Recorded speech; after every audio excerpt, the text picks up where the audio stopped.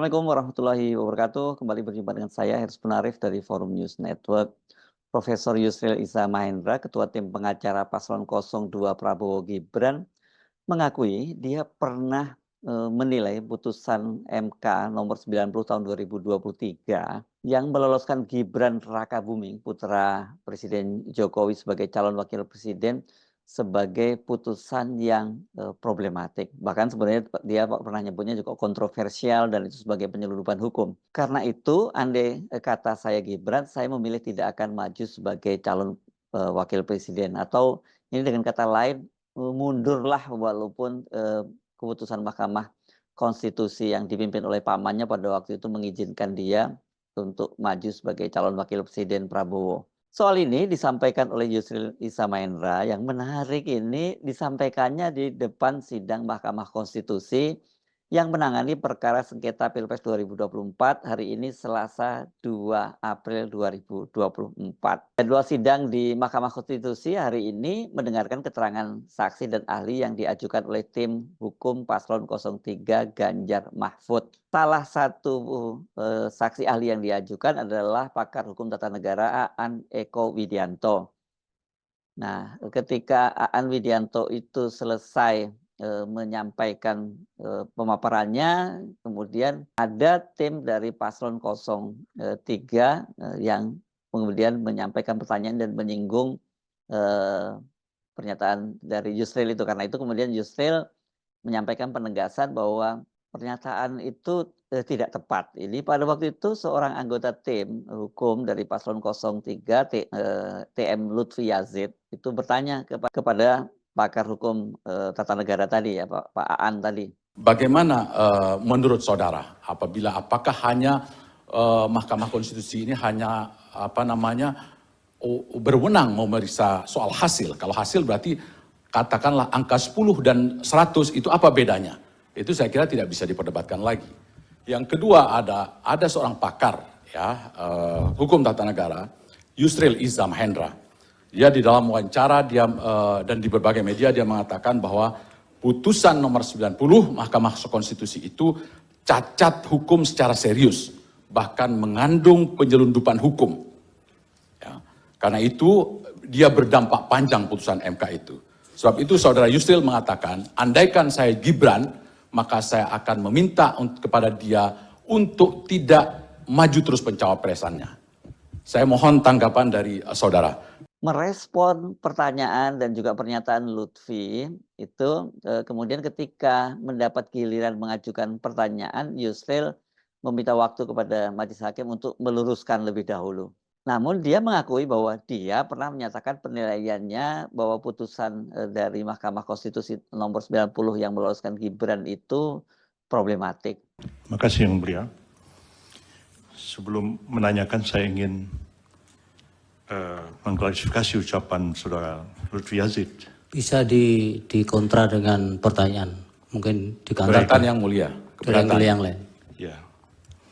Kata-kata yang mengatakan, andai kata saya Gibran, saya akan minta kepada dia, adalah kata-kata yang tidak logis. Andai kata saya Gibran, saya akan bersikap seperti ini, itu baru logis. Jadi yang saya ucapkan adalah, andai kata saya Gibran, saya memilih saya tidak akan maju karena saya tahu bahwa putusan ini problematik.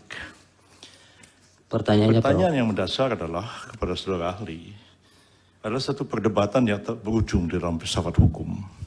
Ketika kita mencari keadilan dan kepastian hukum, kita tahu adalah substansi daripada hukum itu sendiri.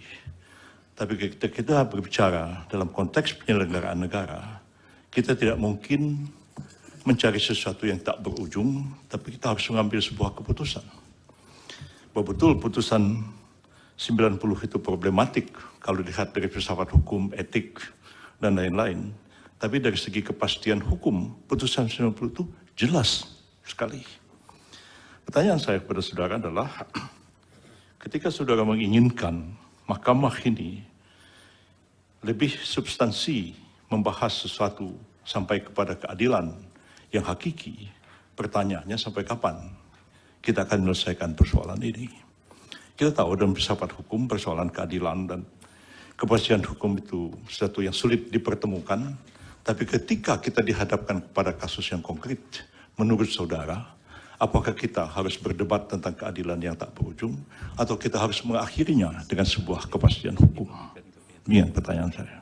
Sebelumnya sempat beredar video pernyataan Yusril yang ini rupanya tak lama setelah Mahkamah Konstitusi membacakan putusan nomor 90 tahun 2023 yang pada waktu itu sangat menghebohkan karena putusan itulah yang kemudian menjadi dasar dari Gibran Rakabuming putra Presiden Jokowi, kendati usianya belum 40 tahun itu akhirnya dia bisa mengajukan maju sebagai calon wakil presiden mendampingi Prabowo karena norma undang-undangnya itu diubah oleh Mahkamah Konstitusi ya.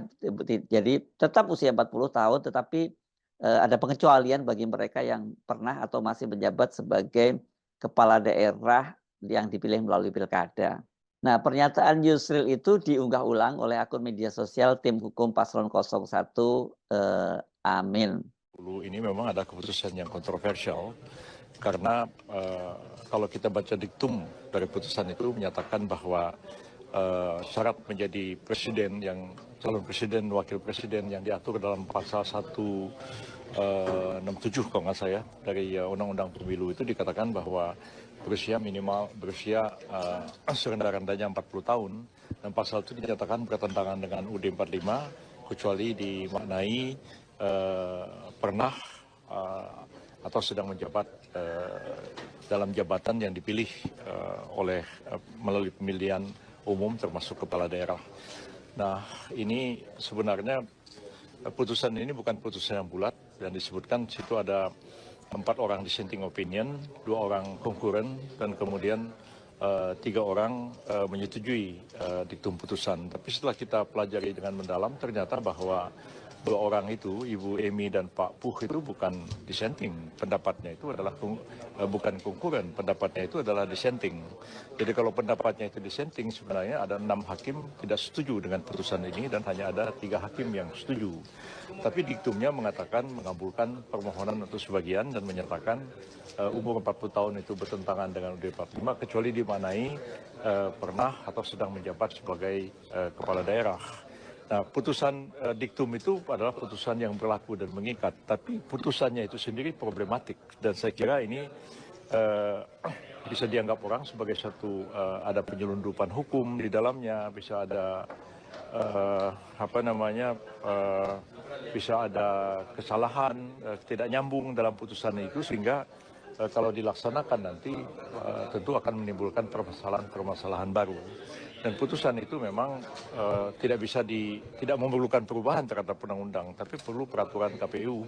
Dan KPU kalau menyusun peraturan itu harus konsultasi dengan DPR dan kita tahu DPR sekarang ini reses dan pendaftaran Pilpres akan dimulai tanggal 19, tinggal 2 hari lagi dari sekarang ini. Apakah KPU masih mungkin dapat mengubah aturan KPU? Jadi ini ada sejumlah masalah yang saya kira memang memerlukan pemecahan serius dari para penyelenggara negara dan kita mau lihat apakah putusan ini akan dimanfaatkan oleh setiap orang yang di bawah 40 tahun tapi sedang menjabat kepala daerah untuk maju sebagai calon presiden wakil presiden atau tidak.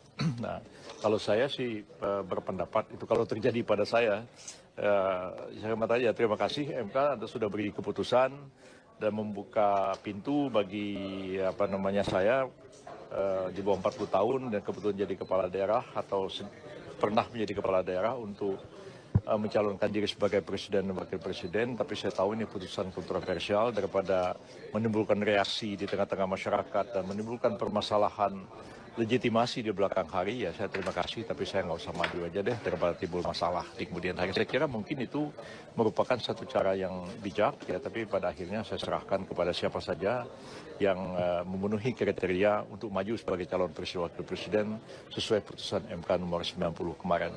Nah, dari pernyataan Yusril yang kita simak kembali tadi, clear ya bahwa secara substansi itu Lutfi sesungguhnya tidak salah mengutip pernyataan Yusril. Hanya saja yang kurang tepat ketika dia menyatakan, andaikan saya Gibran, saya akan meminta kepada dia untuk tidak meneruskan pencawapresan.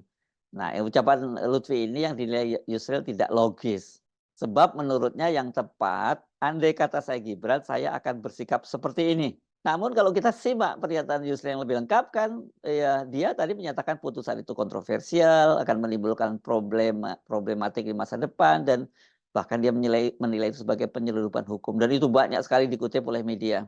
Sekarang kan orang kemudian, jadi bertanya-tanya, sangat aneh kalau sejak awal Yusril yang sudah menilai bahwa itu putusan kontroversial dan akan menimbulkan problematik hukum, bahkan menyarankan agar, Gibran tuh mundur sajalah, walaupun diizinkan oleh Mahkamah Konstitusi untuk maju sebagai calon wakil presiden, tapi Yusril kok bersedia menjadi pengacaranya, artinya membela dong, membela Gibran gitu. Padahal soal ini kan salah satu substansi yang dipersoalkan oleh tim 01 maupun 03. Bahkan kan ini, artinya, Yusril kan menjadi pengacara atau membela orang yang secara moral itu cacat. Karena itu tadi putusannya kontroversial, problematik, dan penyelundupan hukum. Itu meminjam kalimat Yusril, mudah-mudahan saya nggak salah, mengutip ya, Bang Yusril ya. Wajar kalau kemudian tim paslon 01 itu ketika mengunggah video itu disertai dengan tulisan bahwa pernyataan Yusril itu akan menghemat waktu buat mereka untuk mematahkan argumentasi Yusril di Mahkamah Konstitusi. Saya Hersman Arif dari Forum News Network. Sampai jumpa lagi. Assalamualaikum warahmatullahi wabarakatuh.